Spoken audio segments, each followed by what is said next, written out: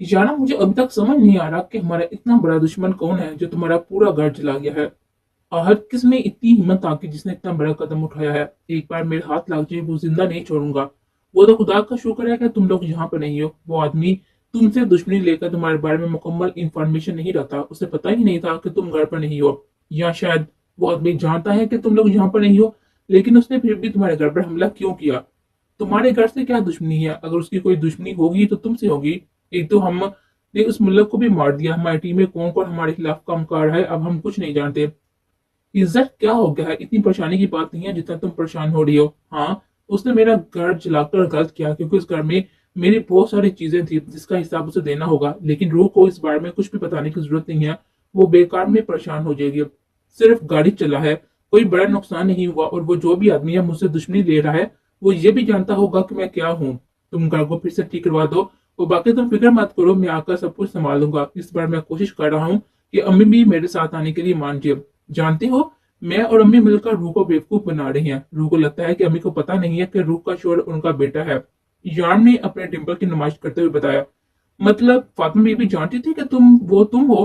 हिज्जा ने हैरानगी से पूछा। हाँ हाँ हाँ, हिज्जा, मैं उनका बेटा हूँ, वो मेरी माँ है। क्या वो मुझे फोन पर पहचान नहीं सकेंगी? फोन रखता हूँ मैं, अम्मी की रिपोर्ट लाने डॉक्टर के पास जा रहा हूँ। वो भी मेरे साथ है। और वो उसकी बहन भी। उसकी बहन से मुझे अच्छा खासा फायदा हो रहा है। यार ने हंसते हुए कहा।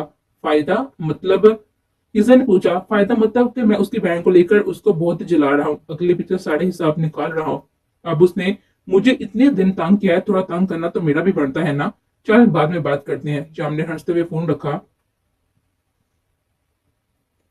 चलो तानिया जी, उसने रूह को इग्नोर करते हुए तानिया से पूछा जब तानिया उसकी गाड़ी की पिछली सीट खोलने लगी। और रूह अगली। तानिया जी, प्लीज आप आगे बैठे ना, मुझे रास्ता ठीक से नहीं पता। और आपने ही तो बताया है कि रूह जी भी दुबई से आई हैं, तो उन्हें कहाँ रास्ता पता होगा। शाम के कहने की देर थी कि तानिया तो खिल उठी और रूह को पीछे बैठने का इशारा किया। रूह ने एक जोरदार धमाके से गाड़ी का दरवाजा बंद किया और पिछली सीट खोलने लगी। जब यारम ने अपने हाथ में पकड़े हुए रिमोट से गाड़ी लॉक कर दी, ये तो खुल ही नहीं रही। रूह ने गुस्से से देखकर कहा। जारव ने मुस्कुराते हुए उसके हाथ पर हाथ रखकर गाड़ी खोली। इतनी आसानी तो खुद से तो खुल गई। आप बिना रोजे, जारव ने उसके कापा मिट्टी से जुसात करते हुए कहा, जबकि उसकी खुले आम इस हरकत पर रो गुस्से और शर्म से शुरू हो गई। जबकि तानिया बेहकबर आगे बैठी है, जारम के साथ बैठने की खुशी मना रही थी। क्यों ना पहले आइसक्रीम खा ली जाए, श्याम ने सामने आइसक्रीम पार्लर को देते हुए कहा। रोजो कब से उनकी बातों से इरिटेट हो रही थी, फौरन इनकार कर गई। जी नहीं, हम जो काम करने आए हैं पहले वो कर लेते हैं। वो गुस्से से बोली। रूह जी, इंसान का मूड भी होता है कुछ करने का, हम वहीं जा रहे हैं, सिर्फ रिपोर्ट तो लेनी है, हम ले आएंगे। पहले कुछ खा लें। क्यों तानिया जी? वो मुस्कुराते हुए तानिया से पूछने लगा। जी बिल्कुल जी यारम जी, आप ठीक कह रहे हैं। तो कौन सा फ्लेवर खाएंगी आप? यारम ने फिर से उसे मुस्कुराकर उसको देखा, जबकि तानिया को उसके डिंपल में अपना दिल डूबता हुआ महसूस हुआ। स्ट्रॉबेरी। वो शर्माते हुए बोली। क्या चॉइस है आपकी, बिल्कुल आपकी तरह बहुत ही मीठी। यारम ने फिर आज लाइन मारने के सारे रिकॉर्ड ही तोड़ दिया, जबकि रूह का दिल चाह कि पूरी आइसक्रीम मशीन उठाकर उसके सर पर दे मारे। रूह जी, आपको कौन सा फ्लेवर पसंद करेंगी? अब वो पीछे मुड़कर उसको देखने लगा जब रूह ने बहुत ही लाड से चॉकलेट कहा था, जो कि यरम का फेवरेट फ्लेवर था। बहुत बोरिंग चॉइस है आपकी, मगर तानिया जी आपका टेस्ट बहुत ही अच्छा है। हम दोनों स्ट्रॉबेरी खाएंगे। यरम के कहने की देर थी कि रूह की आंखों में मोटे मोटे आंसू आ गए। वो उस पर किसी और को फोके दे रहा था। वो अपने आंसू पीछे धकेलते हुए गाड़ी से बाहर देखने लगी, जबकि यरम उसके आंसू का नोटिस लिए बगैर ही बाहर निकल गया। थोड़ी देर के बाद वो आइसक्रीम लेकर वापस आया। अरे यरम जी, आप अपने लिए नहीं लाई? उसने रूह और तानिया को आइसक्रीम दी तो तानिया ने पूछा। वो एक स्ट्रॉबेरी फ्लेवर थी। यारम ने उदासी से बताया तो रूह खुश होगी। यारम जी, आप ये खा लें। तानिया ने फौरन ऑफर की। अब मैं अकेला खाता हूँ, अच्छा लगूंगा। हम दोनों शेयर कर लेते हैं। और मैंने सुना है कि शेयर करने से प्यार।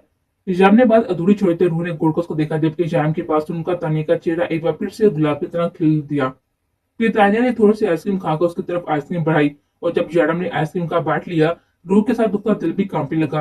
अब मजीद देखना उसके बस से बाहर था और ना ही अब उनके आंसू से कंट्रोल होना था। रूह, तुम भी अपनी आइसक्रीम याराम जी के साथ शेयर करो ना। याराम जी, ये चॉकलेट भी बहुत अच्छा होता है, आपको ट्राई करना चाहिए। तानिया ने जैसे उसकी मुश्किल आसान कर दी। रूह जी, आप मेरे साथ अपनी आइसक्रीम शेयर नहीं करेंगे? याराम का तानिया के साथ आइसक्रीम शेयर करके खाना उसे बिल्कुल भी पसंद ना आया था। उसका दिल चाहा एक सेकंड में उसके मुंह पर निकाह मारे, लेकिन फिर उसे अचानक याद आ गया कि जारम उसका शोहर है, तानिया कन्हे। और फिर जारम ने उसका हाथ पकड़कर आइसक्रीम का बाट लिया तो रूह का दिल होश होने लगा। उसका मासूम चेहरा जो दिल की खुशी बयान कर रहा था। जानम बेहतर है उसकी मासूमियत पर मुस्कुराया। अभी 2 मिनट पहले ही वो कितनी उदास थी। जानम चाहे उसे अपना बदला ले, उसे हिसाब पूरा करे, लेकिन सच ये था कि उसके चेहरे पर उदासी नहीं दे सकता था। हद हो गई है, डॉक्टरों को अपनी जिम्मेदारी का एहसास नहीं है क्या? पाकिस्तान में सब लोग एक जैसे हैं, किसी को अपनी जिम्मेदारी का एहसास नहीं। दुबई में चलकर देखो, एक दुकान बंद नहीं होगी और यहाँ पर पूरा बाजार बंद है। जयराम जी, गलती उनकी नहीं हमारी है। हमें घर से सोच समझ कर निकलना चाहिए था। आज जुम्मे का दिन है और जुम्मे के दिन क्लिनिक्स बंद होती हैं। तान्या ने उसका गुस्सा देखकर कहा। जबकि जयराम का गुस्सा कंट्रोल ना हुआ तो रो बोले, ये पाकिस्तान है और पाकिस्तान में जुम्मे की कदर की जाती है, आपके दुबई की तरह नहीं है। कहने को तो वो एक इस्लामिक मुल्क है, लेकिन जुम्मे के दिन सारी दुकानें क्या, पूरा बाजार खुला होता है।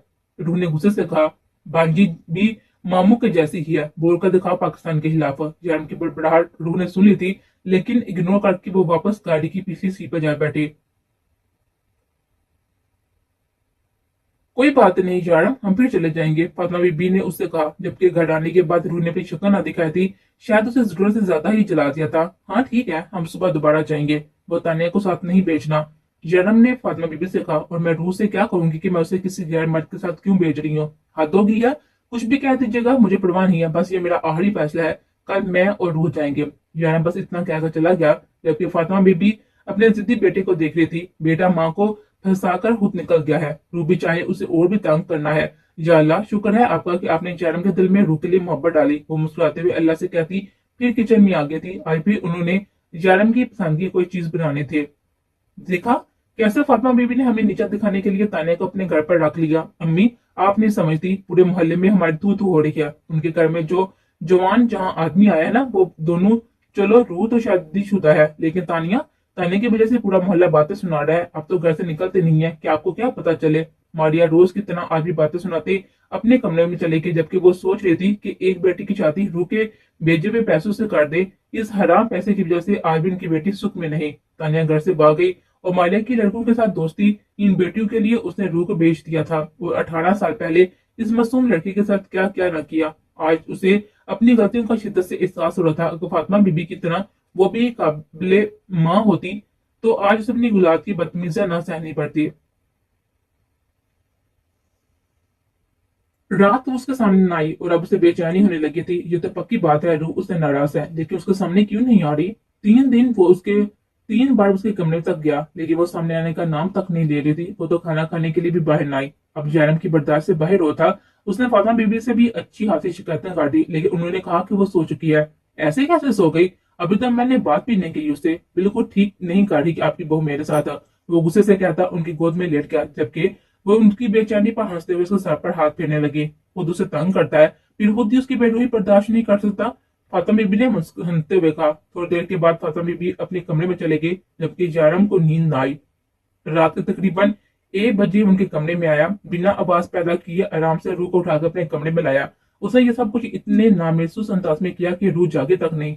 जयराम ने उसे आस्ते से लाकर बेड पर लेटाया और प्यास से उसके लबों को छुआ और दूसरी तरफ आकर खुद लेट गया। उसे देखते देखते न जाने कब उसकी आंख लगी। रूह की आंख खुली तो अपने आप को हवा में समझकर मुस्कुराते हुए जयराम के गाल पर हाथ रखा, लेकिन चारों तरफ गूंजती हुई अजान की आवाज ने उसे एहसास दिलाया कोई हवाब नहीं है, बल्कि जयराम सच में उसके साथ है। मैं अब फातिमा बीबी के साथ उनके कमरे में थी तो यहाँ कैसे आए? अपने आप को जयराम के सामने कैद पाकर फटाफट अपने आप को छुड़वाने की कोशिश की, लेकिन जयराम नींद में भी उसे रिहाई देने को तैयार न था। इजारम छोड़े मुझे, मैं यहाँ कैसे आई? इजारम छोड़े मुझे। वो उठते हुए इजारम का साथ होने की कोशिश में थी, लेकिन इजारम था कि जो उसे मस्जिद अपने आप में बीचे जा रहा था। इजारम, आप मुझे छोड़ रहे हैं या मैं यहाँ क्या कर लोगी तुम? अब वो बड़ी रात उसकी आंखों में झांकते हुए पूछने लगा। यानी वो कब से जागो गुस्ताने में लगा हुआ था और रूह को लगा कि वो नींद में उसे तंग कर रहा है। आप मुझे यहाँ क्यों लाए हैं? वो गुस्से से पूछने लगी। मुझे मेरी बीबी के बगैर नींद नहीं आती। जो आपके साथ ही वो उसे एक बार फिर से अपने साथ लगाने लगा। मेरे बगैर नींद नहीं आती या तानिया बाजी के बगैर? हाँ, देखा था कल कैसे चिपक रहे थे दोनों एक दूसरे के साथ, आइसक्रीम खा रहे थे और वो भी शेयर करके। अब भी जाए ना उन्हें, उन्हीं के पास, उन्हें उठाकर लाना था ना यहाँ, मुझे क्यों लाए? रू बिना सोचे समझे बोली। यार, वो मेरी बीवी थोड़ी है जो मैं उसे लाऊंगा। अब उसके लिए वेट करना होगा। फिलहाल तुम्हारे साथ ही गुजारा करूंगा। उसकी आधी बात पर वो खुश होगी, लेकिन अगली ही बात पर उसके सीने पर जोरदार अपना नाजुक हाथों से मुक्के मारने लगी। जो जानम हंसते हुए बड़े मजे से खा रहा था, जब जानम ने उसके दोनों हाथ पकड़कर ऊपर की तरफ सहाने से लगाए और अपनी बात की सफाई दी। बगैर उसकी गर्दन पर झुका, जबकि उसके इस तरह से करीब आने पर ही रूह घबराकर बात बदलने लगी। यारम, आपने मुझे क्यों नहीं बताया कि फातिमा बीबी आपकी माँ है? वो मुकम्मल बहक के जा रहा था जब रूह बोले, तुमने मौका ही कब दिया? जब सारी सच्चाई तुम पर खुली थी कि मैं शेर नहीं बल्कि यारम हूँ, तब मुझे छोड़कर यहाँ पर चली गए। अच्छा यारम, आज छोड़ देना, फातिमा बीबी अभी नमाज के लिए जाग जाएंगी। अगर उन्होंने मुझे वहां पर ना देखा तो ढूंढने लगेंगी, और यहाँ आ गई तो प्लीज जाने दे मुझे। तूने बहुत ही मोहब्बत से कहा, ठीक है जाओ, लेकिन आज रात तुम यहाँ मेरे साथ गुजारोगी, और अब मैं कोई बहाना नहीं सुनना चाहता, क्योंकि अगर तुम नहीं आए तो मैं तुम्हारी तानिया बाजू को बुला लूंगा। यारा ने डिम्पल की नुमाइश करते हुए धमकी दी। यारा, अब वो गुस्से से बस इतना ही बोल पाई थी, चलो जाओ वरना नहीं जाने दूंगा। शाम ने उसे आजादी देते हुए कहा तो वो फौरन ही उठकर कमरे से बाहर निकल गई, जबकि उसकी इस चलन पर वो खुलकर हंसा था। तुम्हारी हर अदा जानलेवा है। रूह ने बहुत ही मोहब्बत से जान के लिए नाश्ता बनाया, लेकिन उसका ध्यान तानिया के बनाए हुए नाश्ते पर था। ये किसके लिए इतनी मेहनत कर रही थी? लेकिन तब पता चला जब वो ट्रेन में से जाती जयराम के कमरे में लेकर गई, वो भी उसके पीछे आई थी। जयराम जी, आज सुबह सुबह मैंने आपके लिए नाश्ता बनाया है। वो कमरे में कदम रखते हुए कहने लगी, thank you so much Tania ji, आपको मेरा कितना ख्याल है। रो को पीछे देखकर जयराम ने फौरन कहा। जब रो मीरा कुछ बोले पलट कर जाने लगी, लेकिन मैं तो अंडे नहीं खाता, जयराम ने फौरन कहा तो रो खुशी से फौरन पलटी। मैं पूरी बनाई है, मैंने छोले पूरी बनाई है। आवाज में इतनी एक्साइटमेंट थी कि जान के इनकार करने के कोई चांस ही ना थे। क्यों नहीं, आज वही खा लेंगे।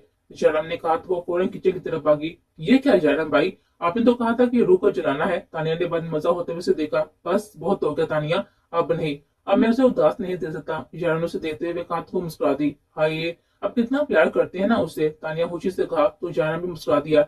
मैं खुद भी नहीं जानता कि मैं उसे कितना प्यार करता हूँ, वो कहते हुए कमरे से बाहर निकल गया। रोह, तानिया ने मशीन लगा ली है, तुम जानम के साथ डॉक्टर से रिपोर्ट ले आओ। घबराने की जरूरत नहीं है, मेरा बेटा है। फातिमा बीबी ने मुस्कुराते हुए कहा तो वो भी मुस्कुराई। ठीक है फातिमा बीबी, मैं चली जाऊंगी, मैं तैयार होती हूँ। वो खुशी खुशी कमरे में चली गई। शुक्र है आज तानिया बाजी उनके साथ नहीं जा रही थी। वो काफी अच्छे से तैयार हुई। आहर जानम के साथ कहीं बाहर जा रही थी। वो तैयार होकर बाहर आए तो जानम उसका इंतजार कर रहा था। उसे आता देख कर मुस्कुराया। उसकी लिए माँ ने उसकी बात मानी थी। उसकी खुशी बता रही थी कि जानम के साथ आकर वो बहुत ही खुश है। यारम उसके साथ बहुत ही खुश था। उसका फिलहाल अस्पताल जाने का कोई इरादा ना था। वो वापसी पर अस्पताल जाने वाला था। फिलहाल वो रूह के साथ एंजॉय करने वाला था। यारम जल्दी कर चलते हैं ना, वो लोग क्या सोचेंगे? अरे यार, क्या देंगे ना, ट्रैफिक बहुत है, वैसे भी पाकिस्तान में ट्रैफिक बहुत है। यार एक बार फिर से पाकिस्तान को बीच में लाया था तो रूह ने गुरकोस को देखा। सॉरी, मैं भूल गया था कि तुम्हारे पाकिस्तान के खिलाफ एक लफ्ज नहीं बोला। यारम ने उसका मूड ऑफ देखकर फौरन सॉरी कह दिया था। यारम, मैं आपसे एक बात कहूँ, मानेंगे? रूस के कंधे पर सर रखकर बोली, मेरी जान जो कहेगी मैं सब मानूंगा। उसके माथे पर अपने लप रखते हुए बोला। जब रूह ने उसका हाथ थाम कर अपने सर पर रखा। यारम, कसम खाए कि आज के बाद आप किसी की जान नहीं लेंगे। वो इतनी यकीन से उसे कह रही थी। यारम चाह कभी इनकार ना कर पाया। रूह, मैं कोई गलत काम नहीं करता, उसने यकीन दिलाना चाहा। मैं जानती हूँ यारम, फिर भी आप किसी की जान नहीं लेंगे, कसम खाया। यारम ने कुछ सोचते हुए हाँ में गर्दन हिलाई, और अब उसका इरादा सीधा अस्पताल जाने का था। आपकी मदर को कैंसर है, लास्ट स्टेज, हम उन्हें नहीं बचा सकते। अब उनका कोई इलाज नहीं। डॉक्टर ने उनके सर पर धमाका किया था। डॉक्टर, कोई चांस हो, कोई तो इलाज होगा। रूह ने जान को देखा जो कि खामोशी से बैठा डॉक्टर की बात सुन रहा था। कोई चांस नहीं है। उन्होंने बहुत ही देर कर दी। शायद वो अपनी बीमारी के बारे में खुद भी जानती थी। आई एम सॉरी, अब उनके बचने के कोई भी चांस नहीं है, इसलिए हमने जल्द अज जल्द उनके किसी भी करीबी रिश्तेदार को बुलाने के लिए कहा था। डॉक्टर रिपोर्ट उनके हाथ में थमा कर जा चुका था, जबकि यारम कितनी ही देर खुद बना वहीं पर बैठा रहा। अभी अभी तो यारम को उसकी फैमिली वापस मिली थी। वो खुश रहने लगा था, जीने लगा था। और अभी की खबर, अभी तो माँ को जी भर कर देख भी नहीं पाया था। ठीक है, उसकी गोद में सर रखकर सो नहीं पाया था। कैसे गुजारी उसने उसके बगैर जिंदगी, पूछ तक नहीं पाया था। यह खबर यारम का अंदर तक हिला गई थी। उसकी माँ जानती थी कि उसे कोई बीमारी है, लेकिन वो ये नहीं जानती थी कि वो इतनी बड़ी बीमारी से लड़ रही है। यारम बिना बोले चुपचाप घर आया था। उसकी उदासी देखकर रूबी कुछ ना बोली। सारा रास्ता खामोशी में कट गया। वो घर आया तो रू ने खामोशी से रिपोर्ट उनको थमा दी। अरे क्या लिखा है रिपोर्ट में? फातिमा बीबी ने मुस्कुराते हुए पूछा। इसमें लिखा है कि आपको कैंसर है, वो भी लास्ट स्टेज। आपकी तबीयत बहुत अरसे से खराब थी, लेकिन आपने चेकअप नहीं करवाया। डॉक्टर ने कहा है कि अब आप नहीं बच सकती। 1 महीने से भी कम वक्त है आपके पास। डॉक्टर ने कहा है कि कैंसर ऐसी बीमारी है जो शुरू होते ही अपना साइड इफेक्ट दिखाने लगती है। डॉक्टर का कहना है कि आपको अंदाजा था कि आपको कोई बीमारी है, लेकिन आपने अपना इलाज नहीं करवाया। क्या आप मुझे बताना पसंद करेंगी कि आपने मुझे क्यों नहीं बताया इस बारे में? फाल को एक सर पर पटकते हुए उनसे पूछने लगा। यारम, ये जरा सी बात है ये अम्मी। आप मरने वाली हैं, 1 महीने तक नहीं है आपके पास, आपका कैंसर लास्ट स्टेज पर पहुंच चुका है, नहीं बच सकती आप। और आपको लगता है कि ये मामूली बात है? वो इतनी ऊंची आवाज में दायरा के रूह काम कर रहेगी। यारम बेटा, तुम बात तो सुनो मेरी। फातिमा बीबी ने कुछ कहना चाहा, यारम ने अपना हाथ उठाकर उन्हें खामोश रहने का इशारा किया और बिना कुछ कहे अंदर चला गया। यारा, तू यहाँ पर क्या कर रहा है? चल बाहर, मैं तेरी पसंद की बिरयानी बनाई है, आज मैं तुझे अपने हाथों से खिलाऊंगी जिस तरह से बचपन में खिलाती थी। बहुत जिद्दी था तू, और अब भी बहुत ही जिद्दी, लेकिन तेरे बचपन में तेरी माँ की बहुत चलती थी। तू जब भी जिद करता था, मैं दो लगाकर तेरा मुंह बंद कर देती थी। फातिमा बीबी हंसती हुई उसके करीब बैठी, जब बेड से टेक लगाए जमीन पर बैठा था। आपने मुझे क्यों नहीं बताया कि आपको कोई बीमारी है? वो बिना उनकी तरफ देखे बोला, मैं बिल्कुल ठीक हो जाना, बस मेरा वक्त पूरा हो गया। तो ये बीमारी, ये तो बस एक बहाना है। सभी इंसान मरते हैं, सबको अपने घर जाना है, और हर इंसान का असल ठिकाना 2 गज जमीन है जिसमें वो हमेशा के लिए समा जाता है। ये दुनिया फानी है, आरजी ठिकाना है। मुझे तो वैसे भी जाना था, और फिर आप, मेरा अल्लाह मुझे बुला रहा है, वो सबको बुलाएगा। और इस तरह से परेशान होकर क्यों बैठा है? हाँ उठ, मैंने तेरे लिए बिरयानी बनाई है, और फिक्र मत कर, मसाले भी तेज रखे हैं जिस तरह से तुझे बचपन में पसंद थी। फातिमा बीबी प्यार से उसे पिलाते हुए उसके करीब से उठने लगी। जब अगले ही लम्हे यारम ने उनकी गोद में सर रख दिया। मैं बहुत ही बुरा हूँ, मैं आपके लिए कुछ नहीं कर पाया, मैं औलाद होने का हक नहीं निभा पाया। मैंने आपसे नहीं पूछा कि आपको क्या चाहिए, आपकी ख्वाहिश क्या है। आपने मेरे लिए अपनी जिंदगी बर्बाद कर दी, और मैंने आपको छोड़कर चला गया। कितना खुदगर्ज सुना मैं। अब भी मैं आपको नहीं जाने देना चाहता, अपने पास रखना चाहता हूँ। मैं चाहता हूँ कि आप मेरे पास रहें, मैं आपकी गोद में सर रखकर सो जाया करूँ, आपसे बातें किया करूँ, आपके हाथ का खाना खाया करूँ। कुछ भी तो नहीं कर पाया मैं आपके लिए, कुछ भी नहीं। यार अपनी आंख से आंसू साफ करता हुआ उनकी गोद में लेटा हुआ बताने लगा। अच्छा, तो इसलिए तू रो रहा है कि तू मेरे लिए कुछ नहीं कर पाया? किसने कहा है कि तुझसे कि तूने मेरे लिए कुछ नहीं किया? तुझे क्या पता, तेरे यहाँ जाने के बाद मेरे दिल की सबसे करीब मेरी रूह थी। मैंने बहुत ही प्यार करने लगी थी उसे, लेकिन उसकी माँ बहनों ने उसके साथ क्या किया, उसे बेच दिया। न जाने उसके साथ क्या क्या होता, लेकिन तूने, मेरे बेटे ने उसे बचा लिया, उसे अपना नाम दिया, उसे निकाह किया। मेरी ख्वाहिश थी कि मेरी रूह की जिंदगी संभल जाए, और तूने उसकी जिंदगी संभाली। बस एक ख्वाहिश थी मेरी कि मैं अपने बेटे की शादी अपने हाथों से करूं, सारी रस्म अपने हाथों से अदा करूं, लेकिन तूने वहीं से ही रूह से शादी कर ली। बचपन में जब मैं रूह को देती थी ना, तो अक्सर सोचती थी कि उसको मैं अपने घर की बहू बना लूंगी। फिर देख, अल्लाह ने मेरी कैसे सुन ली। वो आहिस्ता आहिस्ता उसको सर पर हाथ फेरने बता रही थी। जब दानिया उन्हें खाना लगने की खबर दी, तो वो जबरदस्ती जैम को अपने साथ बाहर ले आई। मैं शादी कर रहा हूँ ताकि मेरी माँ मेरी शादी की सारी रस्में अदा कर सके। उसने खाने की मेज पर धमाका किया। आपकी ख्वाहिश है ना अम्मी कि आप मेरी शादी की सारी रस्में अपने हाथ से करेंगे, तो मैं आपकी ये ख्वाहिश पूरी करूंगा। मेरी शादी की सारी रस्में आप अपने हाथों से करेंगी। मैं कल ही अपने सब दोस्तों को यहाँ पर बुलाऊंगा, और फिर रूह से शादी करूंगा, और आप जिस तरह से चाहती हैं वैसे ही होगी मेरी शादी।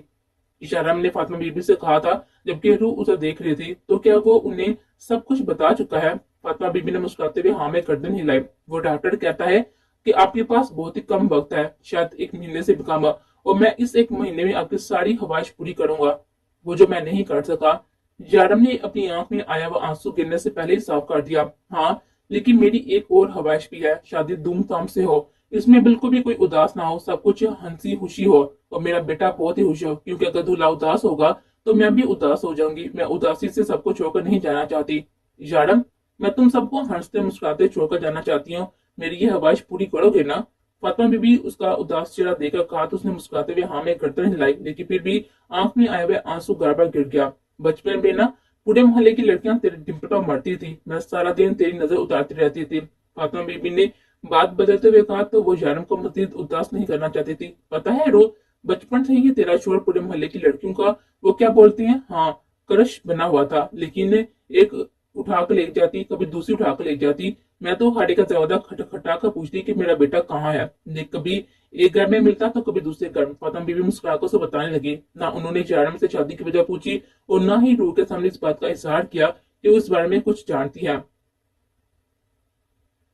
2 दिन बाद हिजर, शार्फ, लैला, मुसुम्मा, शोनू सब पाकिस्तान पहुंच चुके थे। फातिमा बीबी जिस तरह से कह रही थी, तैयारी बिल्कुल उसी तरह से हो रही थी। यारम उनके सामने मुस्कुराता, लेकिन तन्हाई में उदास रहता। उसकी उदासी की वजह हर कोई जानता था। फातिमा बीबी जानती थी कि उसकी मुस्कुराहट सिर्फ उन्हीं के सामने है, लेकिन इस मामले में वो कुछ नहीं कर सकती थी। ये अल्लाह का फैसला था, और अब उन्हें कोई नहीं बचा सकता था। उनकी तबीयत बहुत अरसे से खराब थी।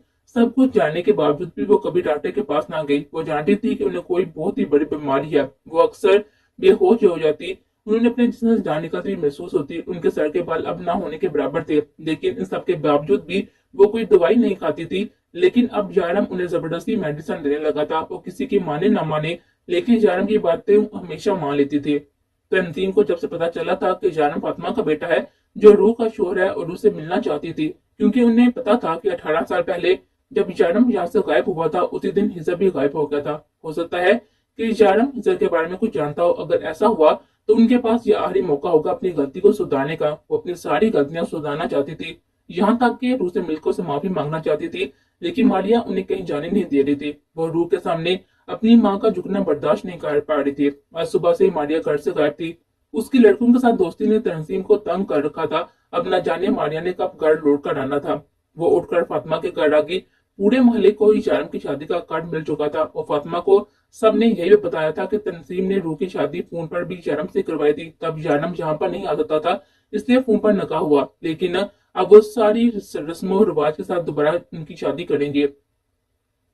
तंजीम यहाँ आकर रूह से मिली और उससे अपने किए की माफी मांगने लगी। वो नाजुक दिल लड़की इस औरत को रोते हुए नहीं दे सकी। बस करें अम्मी, आप क्यों मुझे गुनाहगार कर रही हैं?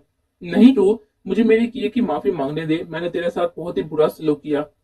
दिन रात तुझे मारती पीटती जानू की तरह तुझसे काम लेती रही अपनी बेटियों के लिए, और इन बेटियों ने मेरे साथ क्या किया? मुझे कहीं मुंह दिखाने के लायक नहीं छोड़ा। बस तू मुझे माफ कर दे रूह, मैं तुझसे माफी मांगने की भी काबिल नहीं हूँ। वो रोते हुए बोली, अम्मी मैंने आपको माफ किया, प्लीज आप रोना बंद करें। रूह ने चुप करवाते हुए बोली, रूह मुझे तेरे शोर से मिलना है। तेरा मामू उसी दिन से गायब है जिस दिन से तेरा शोर यहाँ से गायब हुआ था। हो सकता है कि तेरे मामू के बारे में पता चल जाए। तंजीम ने एक आस से पूछा जब रूह ने पीछे खड़े हुए हिजर की तरफ इशारा किया। वो है हिजर मामू। दुबई में सबसे पहले मैं उनसे मिली थी। रूह ने मुस्कुराकर बताते हुए उनकी परेशानी दूर की। माशाल्लाह, इतना बड़ा हो गया, मुझे तो देखना तक गवारा ना करेगा। तंजीम ने मुस्कुराते हुए उसको देखा, फिर शर्मिंदगी से एक बार फिर नजर झुका गई। हमें आपसे कोई गिला नहीं है तंजीम बाजी, जो नसीब में लिखा होता है वो जरूर मिलता है। शादी में जरूर आइएगा। हिजर एक पल को उनके करीब रखा और अपनी बात मुकम्मल करके वापस चला गया। लेकिन इस बात ने तंजीम को बहुत ही राहत पहुंचाई थी। सब बैठे बातों में मगन थे जब जानम समीपा फातिमा बीबी के गोद में सर के बैठा था। तंजीम उनके साथ तैयारियां काटती जब उनका फोन बजा। तंजीम ने मारिया का नंबर देते हुए फोन उठा लिया। रात के 8 बज रहे थे। मारिया की अब तक कोई खबर ना थी। वो अक्सर ही इतनी देर से कर आती थी, इसलिए फातिमा बीबी ने उतना ध्यान ना दिया। लेकिन ना आज उसने उन्हें फोन किया था। फोन उठाते ही उन्हें मालिया की आवाज सुनाई दी, अम्मी मुझे बचा लें, खुदा के लिए मुझे बचा लें, ये आदमी मुझे मार डालेगा, प्लीज अम्मी मुझे बचा लें। मारिया चिल्लाते हुए बोल रही थी जबकि तंजीम खड़ी हो गई थी। उन्हें देखते हुए सारे ही अपनी अपनी जगह पर परेशान थे कि अचानक हुआ क्या है। तू कहाँ है? क्या हुआ है तुझे? बोल बता मुझे।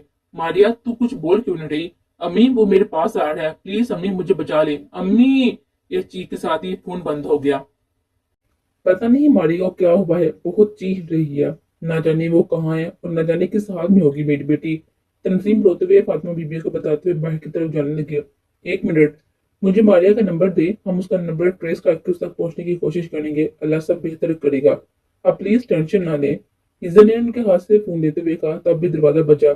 सारिम और अबरा बच्चों के साथ अंदर दाखिल हुए। अच्छा बात सारिम, तुम आ गए, जल्दी से ये नंबर ट्रेस करो, हमें जल्दी से जल्दी यहाँ तक पहुंचना है। मारिया की जान खतरे में है। हीजा मोबाइल सारिम की तरफ बढ़ाने लगा। अब घबराए नहीं, मारिया को कुछ नहीं होगा। शराफ ने उनके कांधे पर हाथ रखते हुए दिलासा दिया जबकि वो बेजान सी वहीं कुर्सी पर बैठ गई। या अल्लाह मेरी बच्ची की इज्जत की हिफाजत करना। या अल्लाह मैं अल्लाह गुनाहगार सही मेरी बेटी की जान बचा रहे। या अल्लाह मेरी गलतियों की मेरे गुनाहों की सजा मेरी बेटियों को ना दे। तंजीम रोते हुए बोल रही थी। तानिया रूह उसे संभालने में लगी हुई थी। नंबर ट्रेस हो चुका था। वह जल्द अज जल्द इस जगह पर जा पहुंचे जहां से उन्हें मारिया की लास्ट लोकेशन मिली थी।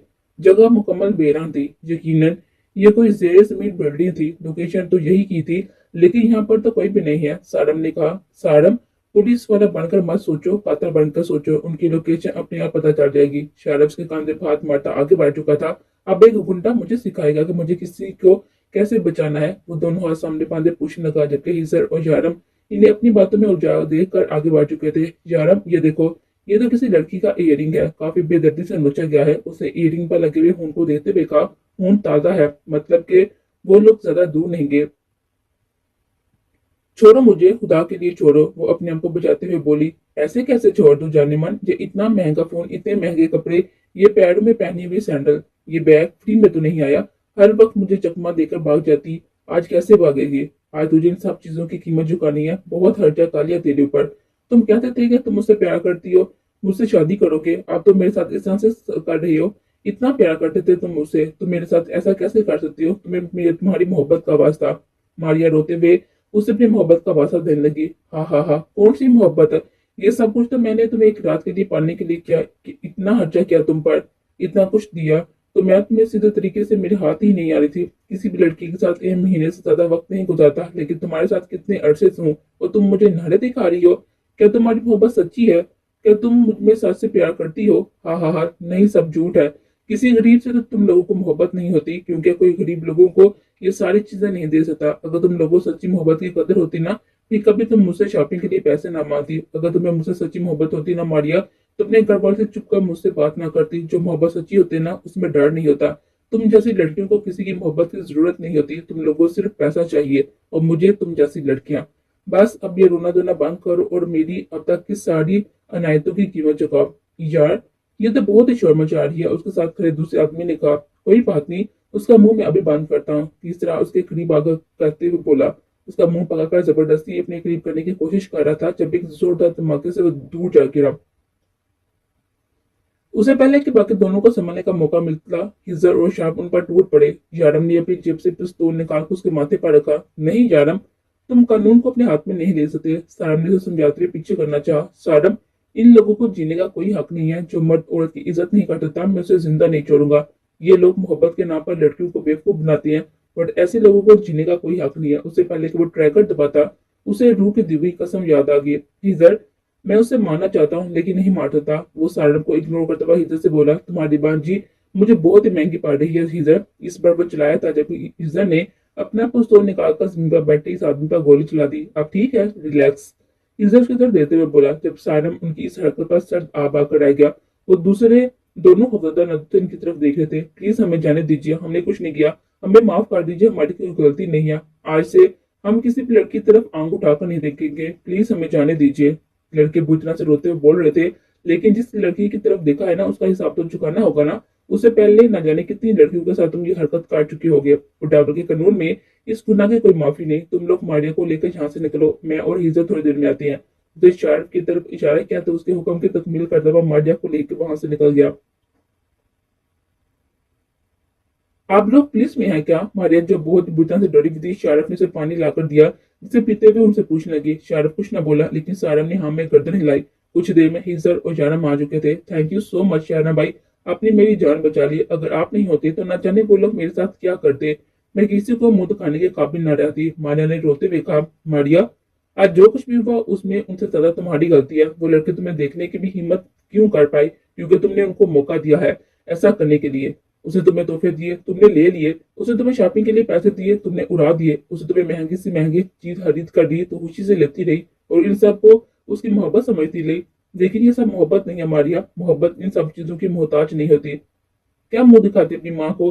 अगर यहाँ तुम्हारे साथ कुछ गलत हो जाता तो वो औरत जीते जी मर जाती। उसकी एक बेटी अपने ही घर में सुखी नहीं है, और दूसरी बेटी घर से भागकर उसका नाम बदनाम कर चुकी है। और तुम क्या करने जा रही थी? तुम तो खुदा ना खास्ता अगर हम वक्त पर ना पहुंचे तो क्या हो जाता? आजकल की लड़कियां उसकी समझने में कोशिश क्यों नहीं करती?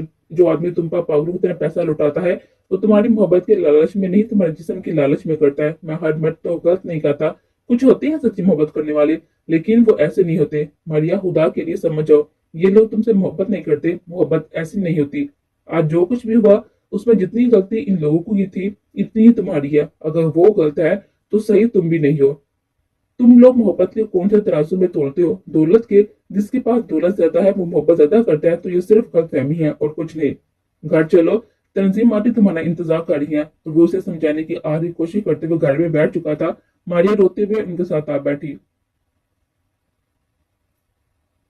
अम्मी, खुदा के लिए मुझे माफ कर दे, मुझसे बहुत ही बड़ी गलती हो गई है। आप ठीक कहती थी अम्मी, वो मुझसे मोहब्बत नहीं करता। उसने अपने दोस्तों के साथ मिलकर मेरे साथ जबरदस्ती करने की कोशिश की। वो तो खुदा का शुक्र है कि जानम भाई और उनके दोस्त वहां पर पहुंच गए, वरना मैं किसी को मुंह दिखाने के काबिल ना रहती। मुझे माफ कर दी अम्मी, मैंने आपकी सारी बातों को गलत समझा, मैं आपको अपना दुश्मन समझ बैठी थी।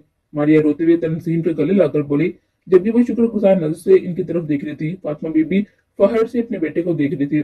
मुबारक हो, तुम भी गुंडों में शामिल हो गए। शारिफ ने सारिफ के कान में करीब करते हुए अपनी बत्तीसी की नुमाइश की, जिसे गूका देते हुए सारन फातिमा बीबी से बातों में मगन हो गया।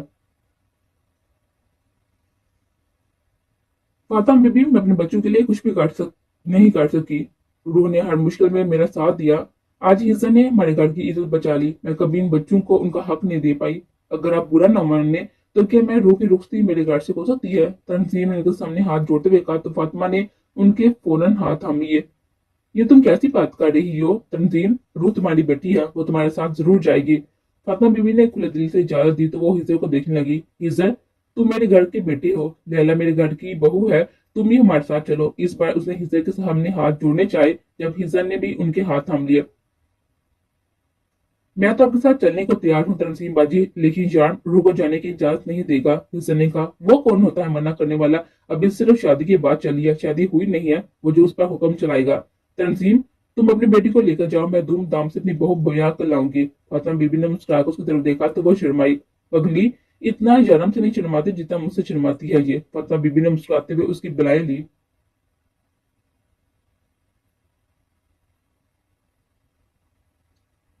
सब लोग शादी की तैयारी में जुट चुके थे, जबकि फातिमा बीबी आराम से बैठी सबको देख रही थी। क्या हुआ अम्मी, आपको ये सब कुछ पसंद नहीं आ रहा? यारम उन्हें खामोश बैठा देखकर पूछने लगा, क्या है ये सब कुछ यारम? मैंने कहा, शादी के लिए। अरे ये कौन सा तरीका है शादी करने का? ना लड़का लड़की मिले हैं, ना एक दूसरे से बात हुई है, और ना एक दूसरे को पसंद किया है, और ना ही मंगनी हुई है। तुम लोग तो डायरेक्ट ये दिन डालने लग गए हो। ऐसी शादी की ख्वाहिश नहीं है मेरी। मैं कोई जबरदस्ती कर रही हूँ तुम्हारी शादी? पहले तुम रूह से मिले, उसे बाहर लेकर जाओ, डिनर करवाओ, प्यार मोहब्बत की बातें करो, फिर लड़की को यहाँ पर लेकर आओ, मुझसे मिलाओ। अगर मुझे पसंद आई तो मैं करवाऊंगी तुम्हारी शादी। फातिमा बीबी ने सीरियस अंदाज में कहा। लेकिन इस सब के दौरान जयराम के लबों से मुस्कुराहट एक सेकंड के लिए भी जुदा ना हुई। तो आप मेरी लव मैरिज करवाना चाहती हैं?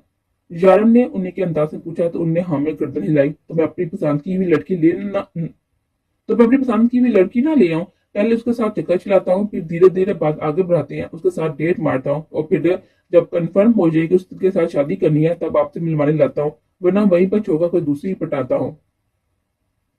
यारम उन्हें देते हुए बोला, जबकि उनकी गोली पर वह खामोश हो गया। मेरी बहू बनकर रूह ही आएगी इस घर में।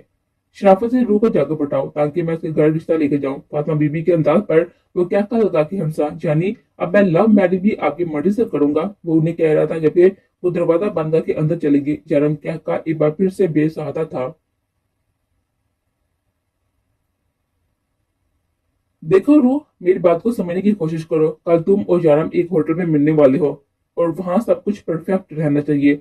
यारम को ना जीन्स में लड़कियां बहुत ही अट्रैक्ट करती हैं। तुम कल जीन्स पहन कर उससे मिलने जाओगे, और मेरी हाई हील्स चेक करो, वो तुम्हें फिट आ रही है ना? मुसुमा, जाओ मेरे मेकअप का सामान निकालो, कोई भी चीज मिस नहीं होनी चाहिए। मैं कल तुम्हें बहुत ही खूबसूरती से तैयार करके भेजूंगी कि यारम इनकार ही ना कर सके। एक मिनट लैला, तुम्हें किसने कहा कि जानम को जीन्स में लड़कियां पसंद है? ऐसा कुछ नहीं है, रू ने यकीन से कहा। पहली बात कान खोल कर सुन लो, मैं तुम्हारी मामी हूँ, मुझे मेरे नाम से ना बुलाया करो। मेरे रिश्ते की थोड़ी इज्जत करो, लैला ने अतराते हुए कहा। तो मुसलमान ने नजरें घुमाई। और शारा को क्या पसंद है क्या नहीं, मैं तुमसे बेहतर जानती हूँ, पूछो कैसे? लैला ने उसके सामने जवाब देते हुए सवाल किया। कैसे? रू ने न चाहते हुए पूछा। लैला को कोई जवाब ना सूझा। कैसे? क्या इतने टाइम से उसके पास रही हो तुम्हें तुम्हें नहीं पता है? मैं बता ही देती हूँ। देखो रू, जन्म को कल तुमसे मिलकर ऐसा महसूस होना चाहिए जैसे वो पहले कभी तुमसे नहीं मिला। मतलब के अगर उसे वही पुरानी वाली रूह मिलनी है तो वो दूसरी शादी क्यों करेगा? पहले वाली नकाम में भी कोई बुराई तो नहीं है ना? तुम्हें तो वैसे भी हासिल कर चुका है, हमें उसकी एक्साइटमेंट बढ़ानी होगी। उस पर यह जाहिर करना होगा कि इस बार उसने पुरानी वाली नहीं बल्कि एक नई रूह मिलेगी, और इस रूह को देखते ही वो पहली नजर का आशिक बन जाना चाहिए। वो तुम्हें देखते ही तुम पर फिदा हो जाएगा। मैं कल तुम्हारी कुछ लुक बनाऊंगी, वो तुम्हें देखता रह जाएगा। वो फौरन जमीन पर बैठकर तुम्हें प्रपोज कर देगा। लैला ने कहा। वो सब कुछ तो ठीक है लैला, मेरा मतलब है लैला मामी, लैला की बुरी ने असर किया था। मैं उनके सामने जीन्स पहनकर कैसे जाऊंगी, और हाई हील्स में मुझे चलना भी नहीं आता। गुरु ने अपनी परेशानी बताई। ये लो मैडम, प्रैक्टिस करो बैठकर। उसे अपनी हाई हील्स के सामने रखते हुए कहा, वो जीन्स की तुम्हें टेंशन लेने की जरूरत नहीं है। या फिर तुम अबाया पहन कर जाओगी, वहां होटल के रूम में जाकर उतार देना। उसके बाद जो मैं कहूंगी तुम जानब के सामने बिल्कुल सेम टू सेम वही कहोगे। यार यार, को कुछ न्यू फीलिंग आनी चाहिए। उसे मसूमा की तरफ नजर घुमाकर देखा और शरारत चढ़ सी, जबकि मसूमा अपना कहकर रोते हुए कमरे से बाहर भाग गई। मैं पहले बता रहा हूँ, आपकी मर्जी की लड़की मुझे पसंद नहीं आई तो मैं फौरन इनकार कर दूंगा। यारम उनकी गोद में सर रख के मुस्कुराकर बोला, ज्यादा लड़ने की जरूरत नहीं है, बेशक तू जवान हो गया है, लेकिन मर्जी अभी मेरी ही चलेगी।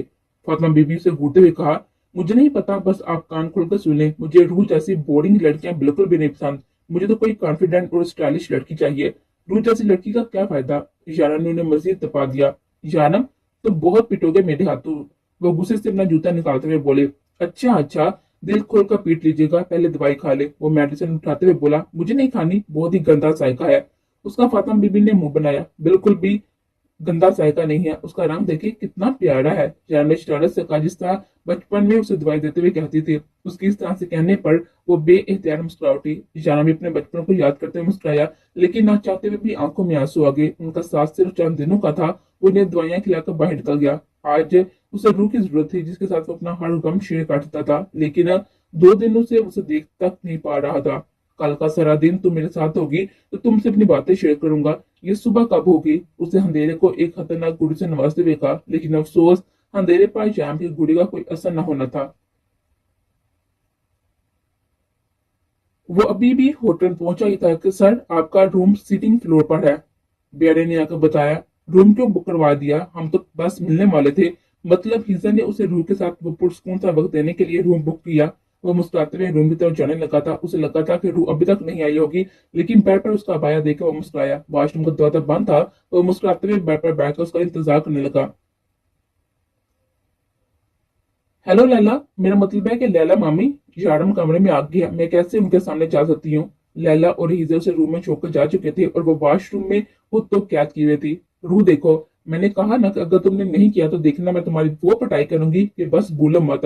मैं तुम्हारी मामी हूँ और मामियां बहुत ही जालिम होती हैं। लैला ने उसे डराते हुए फोन बंद कर दिया, क्योंकि सामने से हिजर आ रहा था उसके लिए आइसक्रीम लेकर। ये ले मैडम, आपकी आइसक्रीम। हिजर ने आइसक्रीम से देते हुए कहा, थैंक यू। लैला मुस्कुराई। वैसे एक बात बताओ, ये तानिया तुम्हारे साथ ज्यादा नहीं चिपकती। लैला ने जानती हुई नजरों से देखते हुए कहा, अच्छा, शायद खैर कोई फर्क नहीं पड़ता है, वो भी मेरी बांझी लगती है। लिजा ने लापरवाही से कहा, ओ हेलो, मुझे फर्क नहीं पड़ता कि वो रिश्ते में तुम्हारी क्या लगती है, और वैसे भी तुम्हारी बांझी के तौर पर मैं सिर्फ रूह को ही कबूल कर सकती हूँ, इसलिए बेहतर होगा कि उसके पास ज्यादा मत जाओ, वरना। लैला ने इस अंदाज में उससे दूर रहो, वरना। लैला ने वार्न किया तो वो हिजर ने मुस्कुराकर हाँ में गर्दन हिलाई। गुड बाय, लैला ने कहते हुए बेसाता उसके गालों को अपने लब्बों से छुआ। लैला, ये पाकिस्तान है, हिजर ने याद दिलाया। तो क्या पाकिस्तान में अपने हब्बी को प्यार करना अलाउड नहीं है। लैला ने मासूमियत से पूछा, अलाउड है मेरी जान, लेकिन सिर्फ अपने कमरे में, यूं बाहर सरेआम नहीं। हिजर ने समझाया तो लैला सॉरी बोलकर बात खत्म कर चुकी थी, जबकि हिजर जानता था कि उसकी बात को वो बिल्कुल भी नहीं समझे। सुने, अम्मी की बहू बाहर निकल आए, वरना मुझे बता दे कि मैं चला जाता हूँ। इशारा उसे देखने के लिए जितना बेचैन था वो इतना ही उसका जब्त अजमार थी। अब इशारा ने बकायदा वॉशरूम का दरवाजा खटखटाया। जी यारम, मैं बस आ रही हूँ। रूह बड़ी मुश्किल से ये अल्फाज अदा करते हुए अपने आप को कॉन्फिडेंस जाहिर करने की कोशिश करते दरवाजा खोलने लगे। हिम्मत करो रूह, यारम पर तो ये बात साबित करनी है कि तू पुरानी नहीं बल्कि नई रूह, स्टाइलिश और कॉन्फिडेंट रूह ने अपने आप को हिम्मत देते हुए कदम बाहर की तरफ बढ़ाया। जहां यारम बेचैनी से कमरे के बाहर चक्कर काटते हुए सिगरेट पी रहा था, जब मुड़ा तो नजर उसकी जीन्स पर शॉर्ट रेड टॉपर पड़ी, साढ़े बाल पोनी टेल में बांधे हुए, होठों पर गहरी लाल लिपस्टिक लगाई, पैरों में हाई हील्स पहने, किसी भी एंगल से उसकी सीधी सादी सी रूह नहीं लग रही थी। एक पल के लिए शर्म उसके रूम में खो सा गया था, जब उसकी नजर से कंफ्यूज होते हुए आगे बढ़ी और अगले ही कदम पर साबित हो गया कि उसकी मासूम सी सीधी सादी सी रूह है। शर्म ने जल्दी से आगे बढ़कर उसे थाम लिया, वरना वो पूरी तरह से जमीन पर गिरती। उसकी बाहों में चुलती हुई आंखें बंद की उसकी गिरफ्त में कांप रही थी, खूबसूरत लब नजर रहे थे। जैनब का दिल बेईमान होने लगा था। इन लबों को छूने की हसरत जागी सी शिद्दत से जागी, जिस पर लबे कहते हुए उसके लबों पर झुका। रूह को यकीन होते ही कि वो गिरने से बच गया, फौरन उसकी गिर से निकली और जैनब की हसरत हसरत ही रहेगी। वो बड़ी मुश्किल से अपने आप को गिरने से बचाती बेड पर आ बैठी। अपनी हवाइश पूरी न होने पर जैनब ने उसे घूरा, जबकि उसकी हवाइश से अनजान अपने आप को पुरस्कून करके लैला की बताई हुई बातों को सोचने लगी। जी तो मिस्टर जैनब, आप सिगरेट पीते हैं। उसने जमीन पर पड़े हुए सिगरेट के टुकड़े की तरफ इशारा किया, जो शायद उसे बचाते हुए उसने जमीन पर गिरा दिया था। उसके अंदाज पर वो मुस्कुराया, यानी उसे मुकम्मल तैयारी के साथ भेजा गया था। जी हाँ, मैं सिगरेट पीता हूँ। आपको कोई प्रॉब्लम है मेरे सिगरेट पीने से। जानम भी उसके सामने बैठ कर बोला, मुझे क्यों प्रॉब्लम होगी, कौन सा हमारी शादी होगी। रूह ने लापरवाही से कहा, मतलब शादी के बाद प्रॉब्लम हो सकती है? यारम ने दिलचस्पी से पूछा। जी, शादी के बाद सोचेंगे, अगर शादी हुई तो। मेरा मतलब है कि हम एक दूसरे को पसंद आए तो। रूह तो कॉन्फिडेंस के बीच सारी रिकॉर्ड तोड़ती हुई बोली, तो किस तरह का शोर चाहिए आपको? यारम ने पूछा। मुझे तो बस आप चाहिए। रूह ने दिल में सोचा, बेचारी ने सिर्फ कपड़े ही बोल्ड पहने थे, वो अंदाज वही बेवकूफ सी रूह थी। वेल एजुकेटेड, हैंडसम, केयरिंग, उसने लैला वाला जवाब दिया, जिस पर वो मुस्कुराया। आपको किस तरह की बीवी पसंद है? रूह कहते हैं उसके नजदीक हुई, उसके हाथ को अपने नरम हाथों से छुआ। लैला, तुम बहुत ही पीटने वाली हो मेरे हाथों। मैंने मासूम सी रूह को क्या से क्या बना डाला। जारम ने सोचा और उसके हाथ से अपना हाथ निकाला। है, मुझे सीधी सादी। यारम ने अभी बोलना शुरू ही किया था कि रूस के मस्जिद नजदीक हुई, मेरी जैसी। रूह ने उसका चेहरा अपने हाथों में थाम करते हुए कहा, सीधी सादी, बोली बाली, मासूम सी, जिसे देखते ही सुकून मिले। मैं दिन में एक बार उसकी शक्ल देख लूं तो पूरा दिन खुशगवार गुजरे। यारम ने उसके दोनों हाथ अपने चेहरे से हटाकर थाम लिए, जैसे कि मेरी रूह है। यारम ने मोहब्बत से देखते हुए कहा, उसका मतलब है इस 2 घंटे की मेहनत का कोई फायदा नहीं हुआ? रूह अपनी तरफ इशारा करते हुए खड़े होकर बोली, तुम्हें किसने कह दिया कि मुझे इस टाइप की लड़कियां पसंद है? यारम ने उसके हुल्ले की तरफ इशारा करते हुए कहा और साथ ही उसकी तैयारी पर एक मुकम्मल नजर भी डाली। लैला ने रूह के मुंह बनाकर कहा था, जैसे लैला की शिकायत लगा रही हो, मेरा बच्चा, मुझे इस तरह की लड़की अगर पसंद होती तो वहां क्या ऐसी लड़की की कमी थी? मुझे तो मेरी रूह का इंतजार था। यारम ने उसका हाथ थाम कर उसे वापस अपने करीब बिठाया तो रूह ने सबसे पहले अपने पैरों में पहनी हुई हाई हील्स उतारकर दूर फेंके। पैर में भी दर्द हो गया मेरे तो। जयराम 2 मिनट इंतजार करे, मैं कपड़े चेंज कर आती हूँ। रूह ने अपने पास पड़ा हुआ बैग उठाया, मतलब कि वो उसकी भी तैयारी करके आई थी। जयराम ने उसे जा दी तो वो 5 मिनट के बाद सादा से सफेद रंग का सूट पहन कर आए और जयराम उसके करीब आकर बैठ गया। बेबी, लिपस्टिक क्यों उतारी? कितनी प्यारी तो लग रही थी। जयराम ने आज पहली बार उसे इस रंग की लिपस्टिक में देखा था, जिसकी अक्सर उसकी फरमाइश करती थी।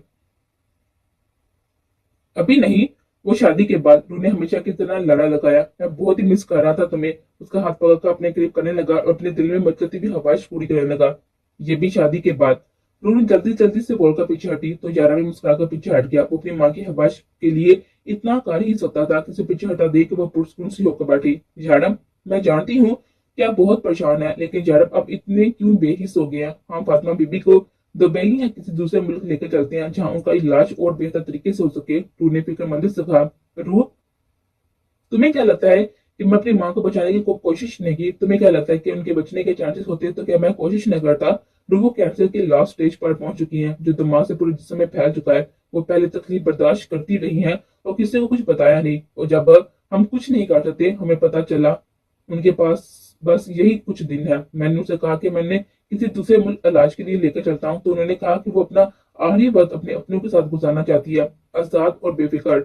इशारा ने रूह को फातिमा बीबी के बारे में बताया तो वो और परेशान हो गई। इशारा, मतलब हम कुछ नहीं कर सकते? आंखों में पानी आ चुके थे। रूह ने फिर से पूछा, एक आस, एक यकीन के साथ कि शायद यारम कहते कि कुछ हो सकता है, लेकिन यारम ने उसे झूठी उम्मीद भी ना दिलवाई। नहीं रूह, हम कुछ नहीं कर सकते सिवाय उनके आखिरी वक्त खूबसूरत बनाने के। यार ने रूह के आंसू अपने हाथों से साफ करते हुए अपने सीने से लगाया। अब भी तो सब कुछ ठीक हुआ था यारम, सब कुछ खराब हो गया। तूने रोते हुए कहा, रूह प्लीज रोना बंद करो, ये उनके आखिरी दिन है, हमें ये दिन खूबसूरत बनाने हैं, उन्हें वो खुशियां देनी है जिनकी वो तमन्ना करती हैं। वो उसे प्यार से समझाते हुए बोला तो रूह ने इस बात में सर हिलाया। ये तुम क्या लड़की को उतार रही हो? लड़के, तुम्हें क्या लगता है कि मुझे पता नहीं चल रहा मेरे घर में कौन सी कबूतर कीड़ी हो रही है? फातिमा बीबी ने बाहर धूप में बैठे शारिफ के कान पकड़कर कहा, जो कब से मासूमा को अपनी नजरों के सामने लिए बैठा था। उसकी नजरों से कंफ्यूज होते हुए अपना काम नहीं कर रही थी। वो जो कभी उसकी इस तरह से घूरने पर शर्माती तो कभी गुस्से से घूरती, लेकिन शारिफ ढीठ बना उसे घूरे जा रहा था, जो कि फातिमा बीबी तो क्या, घर में आए हुए कुरान पढ़ने वाले बच्चों ने भी नोट कर लिया। फातिमा बीबी, मैं तो देख रहा था कि ये अपना काम ठीक से कर रही है या नहीं। शार्फ ने अपना कान से हिलाते हुए कहा, तो क्या जर्नल लगाया है इस पर? वो अपना काम ठीक से नहीं करेगी तो सजा देगा उसे। चल जल्दी से झाड़ू उठा और जाके छत की सफाई कर, एक एक कोना चमका। अगर सफाई ठीक से ना हुई तो मैं तेरी वो हालत करूंगी कि पूरा मोहल्ला देखेगा।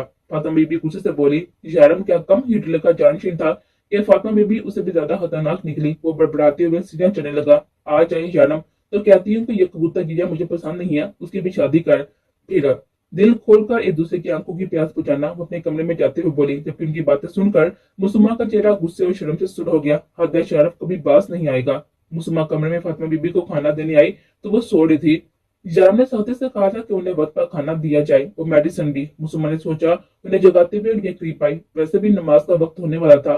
फातिमा बीबी खाना खा लें और नमाज का वक्त होने वाला है। उनके करीब आकर कहने लगी, लेकिन वो ना हिली, जबकि उनकी नींद बहुत ही कच्ची थी। वो जरा सी आहट से जाग जाती थी। फातिमा बीबी मुसुम्मा ने उनका हाथ लगाकर जगाना चाहा, लेकिन वो नहीं उठी। मुसुम्मा को परेशानी से होने लगी। शार्प छत की सफाई करके हिजर के पास जा चुका था, जबकि साडम और अरवा शादी की शॉपिंग के लिए गए हुए थे। उसने एक बार फिर से फातिमा बीबी को जगाने की कोशिश की। फातिमा बीबी उठे, आपकी तबीयत तो ठीक है ना? उनके पास जाकर पूछने लगे, लेकिन इस बार भी वो ना जागी तो मुसुम्मा घबरा गई। उन्हें जगाने की कोशिश में नाकाम होती वो बाहर की तरफ भागी और तनसीम के घर की दीवार तक आई। आंटी प्लीज जल्दी से किसी को भेज दे, फातिमा बीबी को कुछ हो गया है। वो इतना कहती हुई वापस कमरे की तरफ भाग गई। फिलहाल वो ठीक है, लेकिन आगे भी ठीक रहेंगी, हम इस बात की गारंटी नहीं दे सकते। देखें, उन्हें अस्पताल की जरूरत है। उन्हें सांस लेने में भी दुश्वारी का सामना करना पड़ रहा है। आप उन्हें किस अस्पताल में एडमिट करवाएं ताकि उनकी सेहत को मजीद नुकसान न पहुंचे, डॉक्टर ने समझाते हुए कहा। मैं आपके अस्पताल में रहने से मैं बच जाऊंगी, फातिमा बीबी ने मुस्कुराते हुए पूछा। मैं जानती हूँ कि मैं नहीं बचूंगी। मैं आखिरी वक्त अपने बच्चों के साथ गुजारना चाहती हूँ। मैं जानती हूँ कि मैं सुकून से जी नहीं सकती, लेकिन मैं सुकून से मरना चाहती हूँ। जारम आप घर चलो, मुझे इस माहौल में घुटन हो रही है, फातिमा बीबी ने डॉक्टर को इग्नोर करते हुए जारम से कहा। तो वो उन्हें वापस कमरे में लेकर जाने के लिए उठा। लड़की पसंद आई? वो मुंह से ऑक्सीजन मास्क उतारकर बोली, जो कि जाम ने पकड़ कर दोबारा लगा दिया। जी पसंद आई, जाम ने जवाब दिया। तो फिर जल्दी से रिश्ता लेकर चलते हैं, ज्यादा दिन नहीं है मेरे पास। यारम मेरे दिन खत्म हो रहे हैं, वो बेबसी से बोली तो यारम रो दिया। प्लीज मत जाए मुझे छोड़कर। आज आहर वो मर्द से बच्चा बन गया, जाना तो पड़ेगा ना, अल्लाह का बुलावा आया है, अब इनकार की गुंजाइश नहीं है। आप कहिए ना उनसे कि आपके बेटे को आपकी जरूरत है, और वो वैसे भी तो आपकी सारी बातें मानते हैं ना। जयराम किसी छोटे बच्चे की तरह उनसे लिपट कर रो दिया। ऐसे रोते हुए बेचेगा तो मैं खुशी खुशी नहीं जा पाऊंगी। मैं तुम सबको खुशी खुशी छोड़कर जाना चाहती हूँ, मगर तुम इस तरह से रोते हुए रुखसत करोगे तो मुझे सुकून नहीं आएगा। फातिमा बीबी भी उसके आंसू देखकर रो दी, तो जाम ने फौरन उनसे अलग होकर अपने आंसू साफ किए। नहीं रो रहा, मैं बिल्कुल भी परेशान नहीं हूँ, मैं बिल्कुल ठीक हूँ। मैं खुश हूँ। उनके माथे पर बोसा देखकर बाहर निकल गया। शायद मजीद उनके सामने अपने आंसू रोक नहीं सकता था। बाइक हिजर सारम और शार्प उनका इंतजार करते। उसकी आंखें देखकर हिजर ने आगे बाइक को अपने गले से लगाया, तो सारम भी उन दोनों के साथ आ लगा। शारप भी अपनी आंखों से आंसू साफ करता उनके साथ आ गया। सब उदास थे, लेकिन वो जानते थे कि उन्हें खुश रहना होगा, अपने लिए ना सही, अपनी माँ के लिए, ताकि वो उसे खुशी खुशी रुखसत कर सके।